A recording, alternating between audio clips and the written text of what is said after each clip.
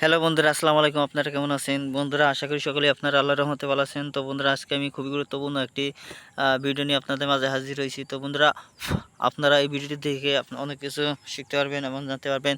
তো বন্ধুরা, আজকের এই ভিডিওটি একটি শাক নিয়ে আলোচনা করব। তো বন্ধুরা, এই শাকটি আপনাদের জন্য খুবই উপকার আসবে। এই শাকটি যদি নিয়মিত খেতে পারেন, তাহলে বন্ধুরা সকাল ও সন্ধ্যায় যদি আপনারা এই শাকটি নির্দিষ্ট সময় অনুযায়ী খেতে পারেন, তাহলে বন্ধুরা অবশ্যই আপনারা 100% কার্যকরী উপকার পাবেন। তো বন্ধুরা, যারা এই শাকটি খেয়েছে তারা কিন্তু উপকার পেয়েছে। তো তার কারণ হচ্ছে এই শাকটি খেতে খুবই সুস্বাদু, খেতে খুব স্বাদ লাগে অনেক। তো বন্ধুরা, এই শাকটি কিন্তু গ্রামগঞ্জের মানুষেরা অবহেলার চোখে দেখে। বন্ধুরা, বেশিরভাগ মানুষেরা কিন্তু এই শাকটির উপকার না জানার কারণে কিন্তু তারা এই শাকটি থেকে এড়িয়ে চলে।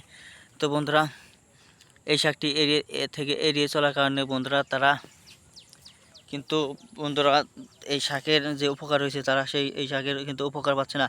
তো বন্ধুরা, এই শাকটি দিয়ে আপনারা বিভিন্ন বিভিন্ন ধরনের অসুস্থতা থেকে আপনারা সুস্থ হতে পারবেন খুব সহজেই। তো বন্ধুরা, এই শাকটি কোথায় পাবেন? এই শাকটি পাওয়া যায় গ্রামগঞ্জের রাস্তার আশেপাশে, পতির জমিতে, কিংবা বন্ধুরা আপনারা বন জঙ্গলের মধ্যে এই গাছটি পেয়ে যাবেন। তো বন্ধুরা, কোনো সমস্যা নেই। বন্ধুরা, এই শাকটি পাওয়ার সাথে সাথে কিন্তু আপনারা টেনে তুলবেন। এই যে কচি কচি ডোকা রয়েছে বন্ধুরা, এই কচি কচি ডোকা আপনারা খাবেন।